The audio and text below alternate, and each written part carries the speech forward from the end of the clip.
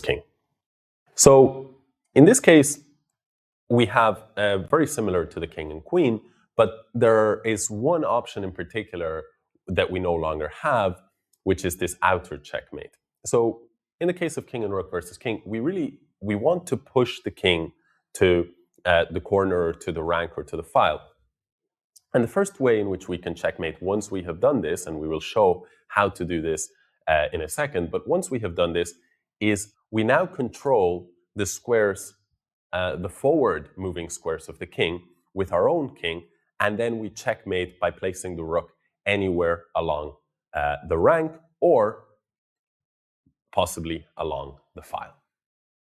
So here, for example, we have a checkmate along the H file. The other option, which is very similar, is we bring the king to a corner.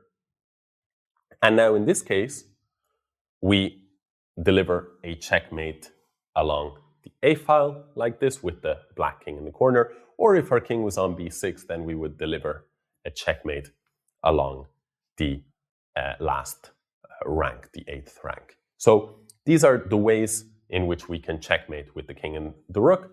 And now what we want to show is how we can deliver that checkmate when we start, imagine, a position like so. With the side with the rook to move, checkmate can be forced even from an open position like this, where the king is in the center of the board, in at most 16 moves from any starting position. This is good to know, by the way, because in chess we have the so-called 50-move rule, meaning that if the other side only has, in this case, the king, and you cannot deliver checkmate in 50 moves with no pawns on the board, you only have a rook, in this case, you would actually draw according to the 50-move rule. But because we checkmate in no more than 16 moves maximum, then this is not a big concern.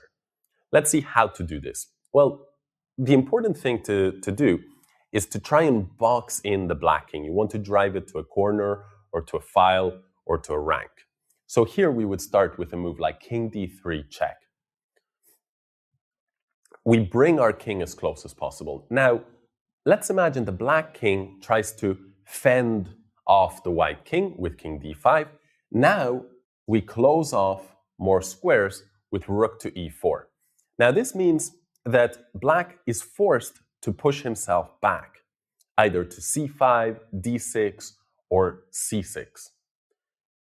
If the black king goes, let's say, to d6, now we could go king d4, but even faster is king c4.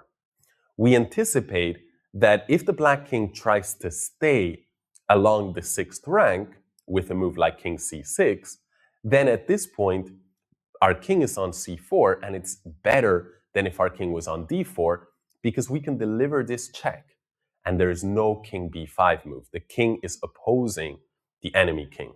So rook e6 check, and after king to d7, we go again. We repeat the same maneuver, king d5, supporting the rook and waiting for black to have to push back in some way or another.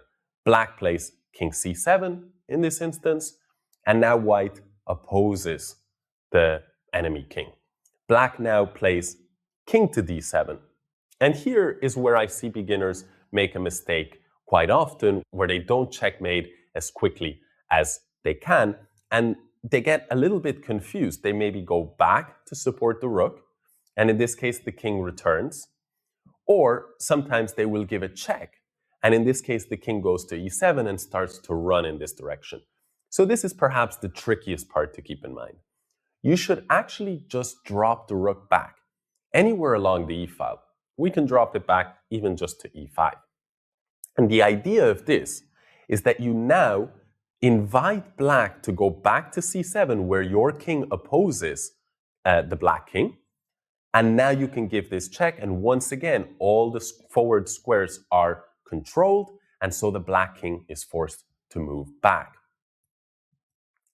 If, on the other hand, the black king doesn't go to c7, it has to step back onto the last rank, and you are nearly there in terms of your objective. So king c7 is the best defense, rook e7 check, king d8, And once again, we support the rook, king d6.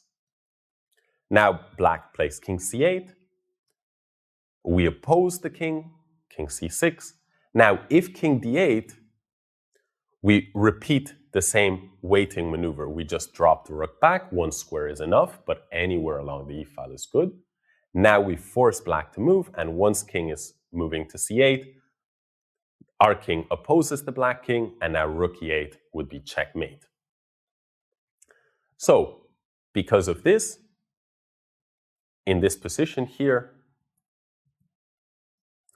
the black king can try to run, king to b8, and now we take a waiting move. Again, a common mistake is to play king b6, king here, and king b8, and suddenly you are sort of wasting time. Instead, you just wait, this time along the rank, because if the king steps into c8, we will now be opposing, we cover all the squares, and we deliver checkmate along the last rank. So black king runs to the corner. Now we follow it with king b6. Now there is no more move other than king b8. He is forced to oppose our king. And now rook h8, we deliver checkmate along the rank. So I hope that that was a clear example of how to checkmate with king and rook, even from the very starting position and open position. And I hope you enjoyed this video, and I will see you in the next video where we will show how to checkmate with king and two bishops.